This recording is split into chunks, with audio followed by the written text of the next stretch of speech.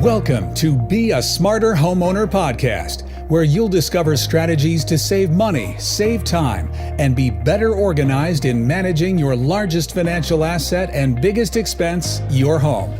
Your hosts, John Bodrozic and Beth Dodson, who are co-founders of Homeowner, have been supporting homeowners for over 20 years.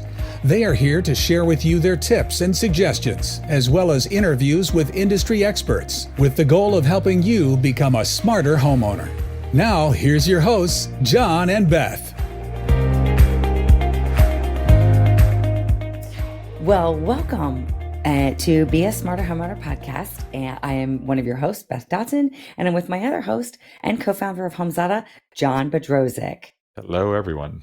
I know, it's exciting. So, John, today I'm kind of excited about the topic we're going to talk about today because I have been such a long time user of Homeowner that I have so much information in the system.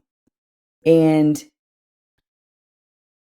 I have so much information inside Homeowner that I haven't really needed to use the new features that we've come out with regarding AI.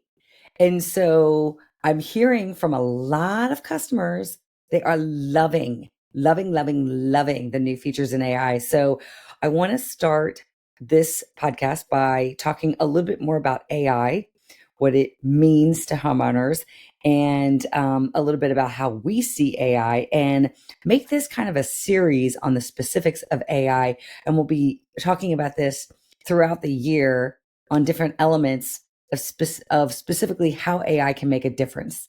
And so with that said, tell me what you define as AI and homeowner AI specifically with regards to our platform, Homeowner.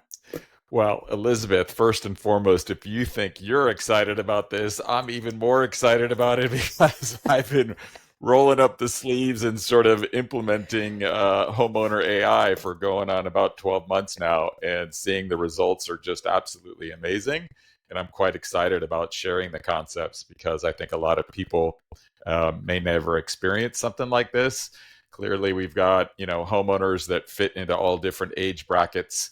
In terms of generations of, the Zers and the millennials who are buying their first home, to everybody all the way to seniors, and they all have a different sort of experience on homeowners, and they all probably have a different experience on using AI tools. So being able to share this is absolutely fantastic. And so before we jump into the what is homeowner AI, okay, I want to maybe share a quick slide here and talk about what I refer to is the fact that homeowners are different.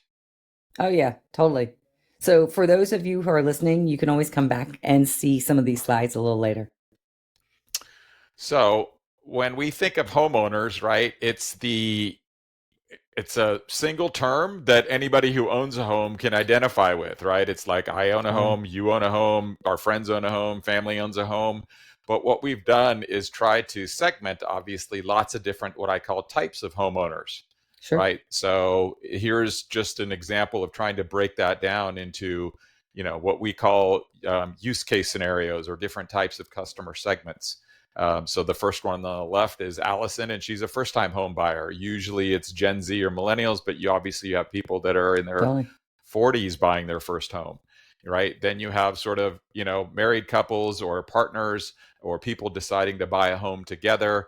They're a little bit older. Maybe they're starting to have kids. They're basically maybe on their second or third home and looking for larger homes. Then you got, people that have been homeowners for 20, 30, 40 years, and maybe they're looking on downsizing and moving into a smaller home. And then the last segment is you've got people who are like investors in homes, right? They own a primary residence, but they're actually buying and flipping and renting other homes. And so there's so many different types of homeowners. We have to take that into account when we start talking about the value of homeowner AI. And I think you've seen a lot of this with our own customer base. Oh my goodness, have I ever? I mean, I totally appreciate this slide because it shows 4 segments. And when it shows 4 segments, it gives us some idea of where people fit. But from what I've seen, with speaking to our customers and talking to potential customers and prospects who want to use something like HomeZada, I think this just is icing on the cake. There's so many different use cases of homeowners and how they see their journey within their home. And that leads to not only the type of home they have and where it's located in which state, city, county, town, etc., but also the structure of their family unit inside, whether it's a single individual, whether it's someone with roommates, whether it's married couples, not married couples, children, grown children, young children, maybe supporting other family members and having them in. We know that there's a lot of generational families living in homes, as well as the contents within the home. Like, not one home is exactly the same because of what I just described, but also everyone has a different design style.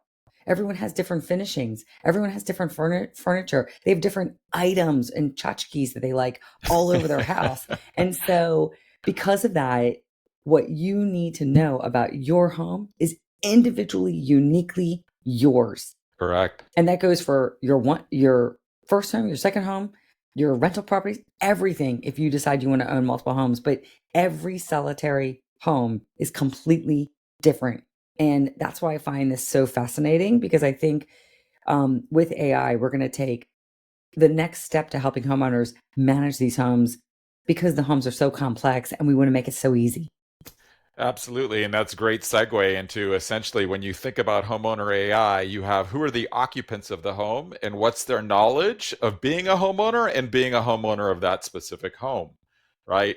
But it's a great segue into the next slide, which is what we refer to as the homeowner journey, right? It's the journey of, there's a lot of pain and chaos of people that talk about the money pit of the house or whatever, lots of sort of terms that people use about it. But clearly, most consumers go through a process of buying a home. On average in the United States, I think people own a home about 7 years and then they sell it, and then the whole journey starts all over again. And obviously some people, right, in the perhaps military, they may be moving, and buying homes 10, 15 times. Other people, maybe it's only, 1 or 2 homes in their life. So it's obviously lots of sort of differences, but that's sort of the homeowner journey. And then the real part is when you think about being a homeowner, think about all the different people that you have to interact with during that journey, right? So it usually starts. Subset. I mean, it's so much bigger than this. Yeah, I mean, this is just, I mean, if you look at just like the maintenance piece, right? That fourth bullet there, well, maintenance could be like, oh, I need to find somebody to pressure wash my driveway versus I need to find a plumber to fix my, leaky faucet. So many different categories here. What we try to do is just try to explain this at a broad brush stroke of people obviously having to choose real estate agents, whether you're buying a house or selling a house, getting a loan, getting insurance, finding the vast majority of people that you want to sort of service your home. Remodeling is even different because it's a different skill set. You've got people who are going to do it DIY, other people who want to hire a contractor, and then a whole bunch of other what I call services that are connected to your house. And these are everything from like utilities, energy, water, gas, sewer, to people that you're asking to come mow your lawn or do your pool or whatever the case may be. I got a guy for everything, I think. It's amazing. And it's all stored in HomeZada, by the way. Right. So A, there's the journey, right? B, now if you look at the lower left of this slide, think about all the different homes in America. I think there's like 100 million homes, maybe even 120 million homes. Right. And so the first column is like, well, how old is the home? Is it brand new? Did you buy it from a brand new builder? Or is the home 30, 40, 50 years old? And where is it in its age? 100 years old. Some parts of the East Coast have homes that are 100 years old. Absolutely. And then what's the condition of your home, right? You would pretty much assume if you bought a brand new home from a builder, it's brand new. But you could have a home that's 30 years old, one that's been completely renovated, so it's essentially updated, and the other one hasn't been renovated at all. Completely different context, right? The third column there is obviously home types are very different, right? Do you have an urban condo? Do you live in a single family home in sort of suburban America? Do you own a little bit, do you live a little bit outside of, a city or a suburb, and it's more bigger rural land or a large estate? And you mentioned this before. location is such a huge issue as it relates to where your home is in the United States, because you got temperature, weather, all kinds of sort of issues.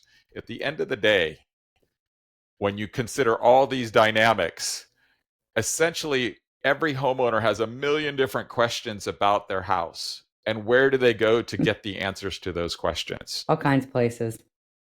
Okay, can you see the slide? Can you walk us through the Yeah. 4 different categories that you as a homeowner, Beth, Oh, totally. get answers to all the questions that you've had as a homeowner?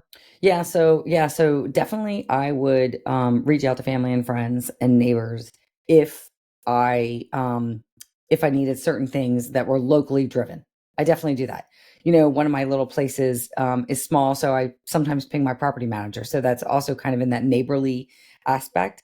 I would also ping experts. So I'm fortunate that I know how to have conversations with a lot of maintenance contractors and remodel contractors.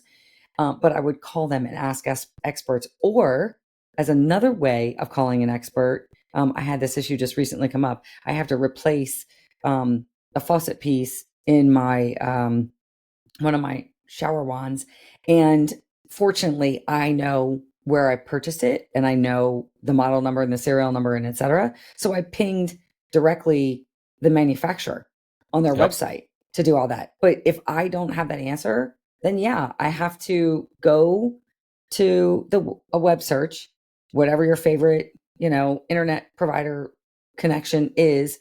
I would have to go there and I would have to literally type in what I'm looking for.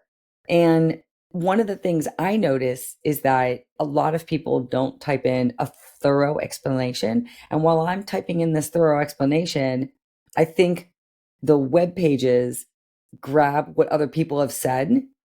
And my explanation usually is not met because I'm super detailed versus everyone else is like, oh, I'm just typing in few keywords and it's just not meeting my needs. And so I'm constantly searching and searching and searching and searching if I can't seem to find something with family, friends, neighbors, and even some sort of expert. And Yeah. it becomes cumbersome, and it becomes, in my opinion, an absolute waste of time. Even sometimes calling family and friends and neighbors, because they don't always have a great reference available to them. And it doesn't mean anything. It just means sometimes they just don't have a good reference, and they'll tell you for instance, if they've got somebody they've worked with and they're like, yeah, I wouldn't work with them. Or yeah, I would. But they don't even always have all the answers either, especially if it's something unique. Correct. And so this is the fantastic segue, because we've laid that foundation over what exactly is homeowner AI, which is, before we jump into defining what homeowner AI is, I want to talk a little bit about a term called a specific type of AI, which is called generative AI. And there's been a lot of talk about lots of different sort of companies that have developed. Obviously, a lot of the big players have developed this generative AI technology. And I'm also going to kind of apply it to what most people are used to now is web search, right? Okay. And so when you think about how the web works, right, you've got all the big web companies crawling websites all around the world and basically storing all that data so that when you go to a web browser and enter in, a short phrase of, how do I do something, that you end up with a bunch of search results, right, that are basically prioritized lots of different ways depending on which search engine you're doing, and then the user can click on those and go to those other source sites. So generative AI kind of works the same way, but it's way more advanced than my personal opinion is than just a web search, because it's basically gone off and created a chat box where instead of entering in a 2 or 3 word phrase into a search bar, you can enter in an entire detailed sentence where you're giving the generative AI tool a whole bunch of other data. And then the generative AI tool has been sort of trained to maybe understand all the words and data that you've given it and compare it against all this large information that it's indexed for you.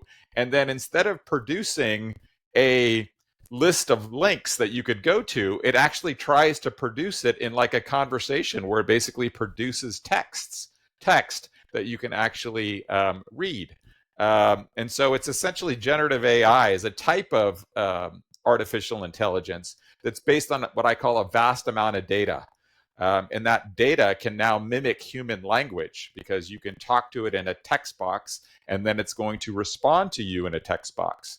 And it makes it conversational because it's going to remember the previous chat and question as you ask it subsequent questions, which is way different than a typical web search. Because if you do one web search, then you have to essentially do a second web search, but the second web search doesn't really remember what you did in the first web search, versus generative AI tools allow you to kind of iterate and have essentially like a conversation with an expert, whatever kind of expert you need as it relates to being a home. So that's kind of it in terms of defining generative AI.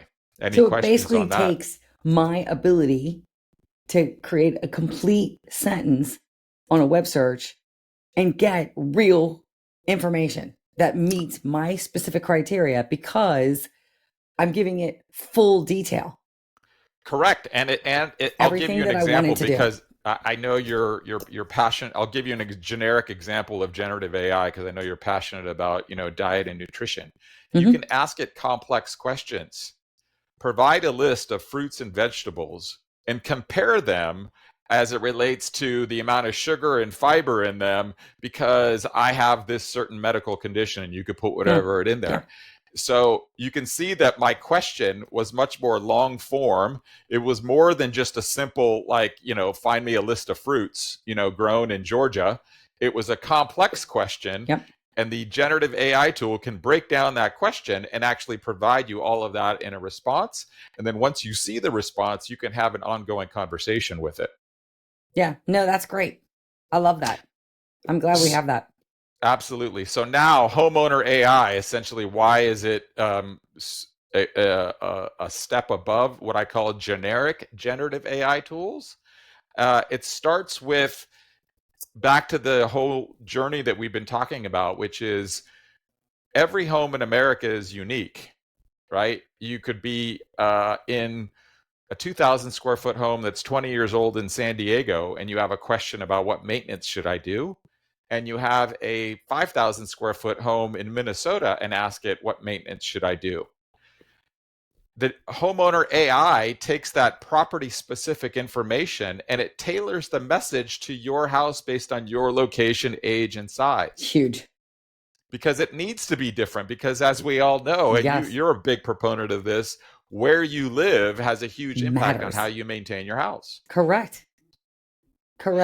Without question. And I think a lot of people forget about that. And they forget, even if they are multi-homeowners or if they move from one place to the next. I moved from the East Coast to the West Coast. Completely different materials, completely different critters in some cases. Just everything's completely different. And you need to be prepared for that. And a good example is going from the East Coast where it has humidity coming to the West Coast where it's dry. And I hear this all the time. It's 100 and some degrees. And everyone's like, but it's a dry heat. It doesn't matter. It's 100 and some degrees. And the sun will bake everything in your house and literally destroy everything and fade everything, including wood and everything else, if you are not careful. And so I hear that all the time. But yes, it is definitely a big deal. Where you live matters. Correct. And that's the power of Homeowner AI, is it's making it property specific advice about pretty much anything in those blue boxes that we saw up there, and the green boxes about your specific house. And it's also what I call a lot of, I'm going to compare it. Some of our audience I know has used like generic generative AI tools, where they basically enter in questions and ask it, and they can start that dialogue. But what's different about our Homeowner AI is it's embedded into a digital home management platform. And one of the examples of that is most of the AI tools, they don't necessarily aggregate all those responses and make them searchable for you later on down the way. And it's basically not storing all that data, because we also want to store all that data to be private and secure for you as the homeowner. So storing all your previous chats and integrating it with a maintenance calendar and knowing how much your home is worth and knowing where you live, all of that makes homeowner AI integrated within a digital home management platform extremely more powerful than just using a basic generative AI tool. And that's a huge aspect over what makes it different as well. And maybe I should kind of show people a little bit about what I was talking about here in terms of the visual on the screen, which is we've kind of talked about the first two aspects of what homeowner AI is. We've talked about the fact that it needs to be property specific. And then we talked about the need to integrate it within a greater context of a digital home and sort of storing all the data about your home, whether it's owner's manuals or paint colors or, Yes. the how much equity you have. Hopefully those 2 points come across. Maybe I'll ask you, Beth, because you're kind of new to this. Does that make sense to you? Yeah. So clearly, when it comes to like the example I just explained, moving from the East Coast to the West Coast, things are just different.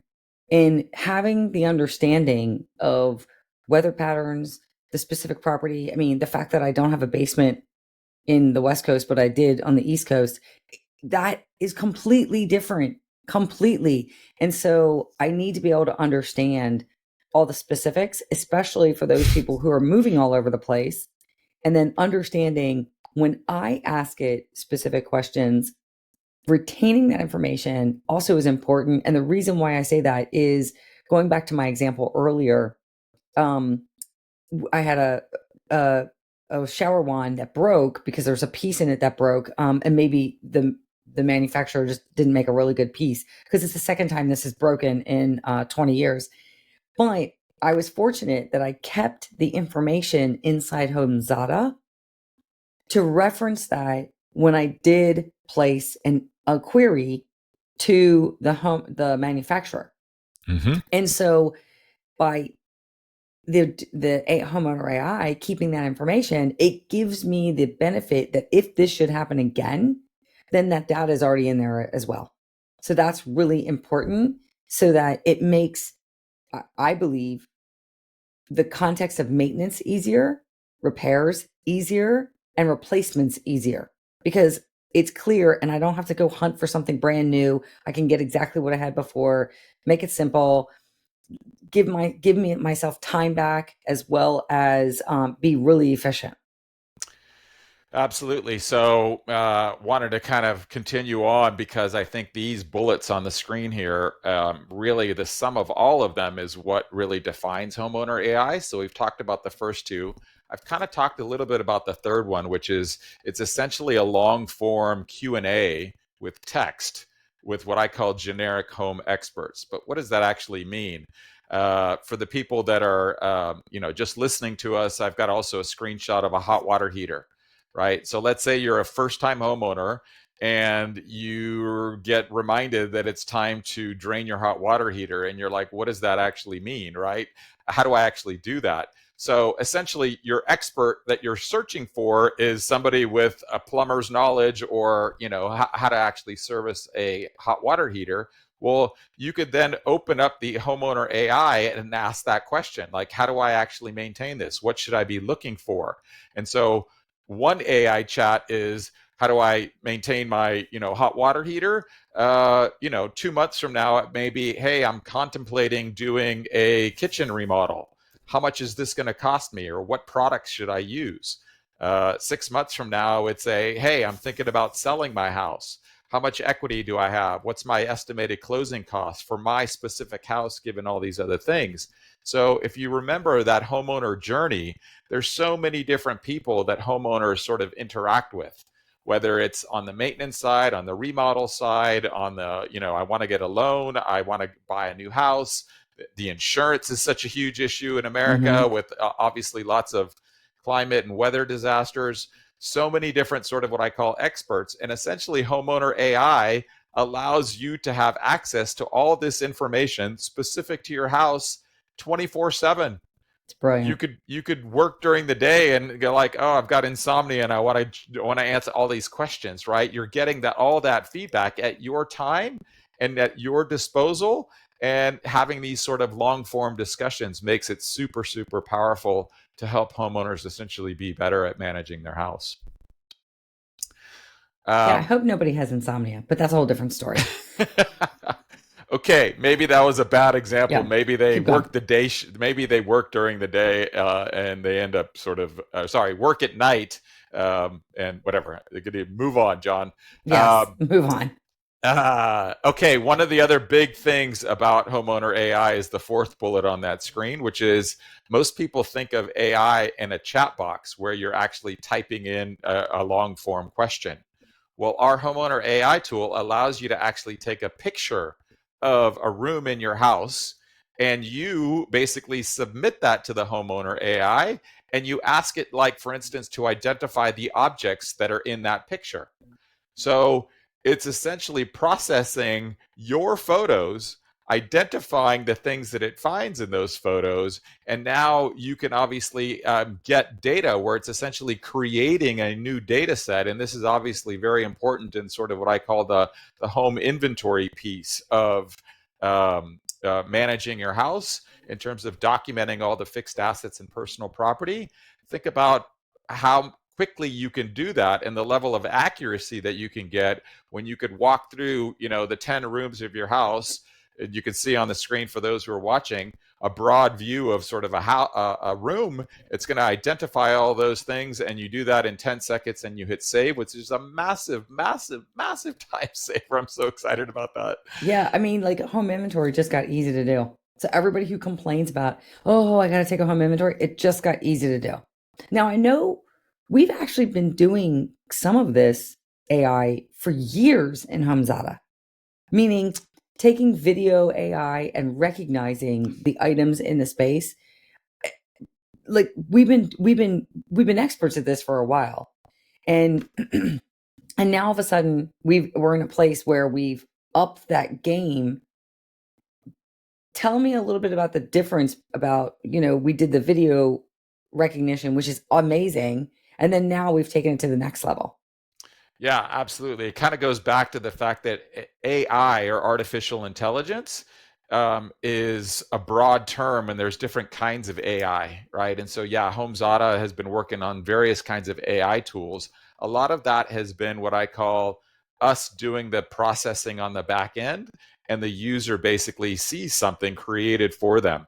Okay. The big new difference of all of this is this concept of generative AI, because it's essentially now the user can input what they want. It's like a free form. Instead of us just doing it and showing them the results, they may not actually know that AI was involved in producing the results. Now it goes back to all those millions of questions that homeowners ask that are specific to their home. That allows the generative AI piece to work with your specific data about your house, where it's located, all the maintenance calendar that you've already got, all this other information, and it allows that ongoing interaction. That's the huge difference there. So And definitely, sorry to cut you off, but definitely personalization, as we discussed, about the fact that every home and every homeowner runs their home completely differently. correct. I mean, I can't stress that enough. The top bullet is probably the most important one, Property because it's specific expertise. property specific expertise. So when you engage homeowner AI, it's going to answer the questions about you and your particular home and location and age, which is, I mean, for me, I'm a tech guy. This is just mind blowing. I'm still amazed at how amazing this is, because you cannot get that from a web search. You Yes. can't even get that from using a generic generative AI tool. But you can definitely get that, inside of a digital home management platform like HomeZada. And the last three sort of bullets also all come together, which is, it's not just photo inputs, but it's going to give you like analysis of your home.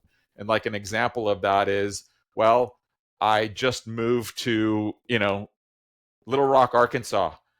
Well, what climate issues should be aware of for because there's different weather patterns, right? Yep. Or there's what I call the insights and trends, which is give me an idea over what types of additional insurance that I should be considering, because I live now in Little Rock, Arkansas. Correct. And then the last bullet is even more amazing. And I know we're running on the end of time here, but we're going to talk a lot more and have a full series on homeowner AI and talking about this. but it's actually like future forecasts of like, hey, if I stay in my house, how much am I going to have to spend to maintain my house moving forward? Or what projects do I need to be thinking about budgeting in terms of replacements? Exactly. Prioritizing. People automatically go into homes and they're like, oh my gosh, I want to personalize it. I want to make it all mine. I want to redo everything, when they may need new HVAC, hot water heaters, equipment, roofs, which are super more important than personalizing it right away.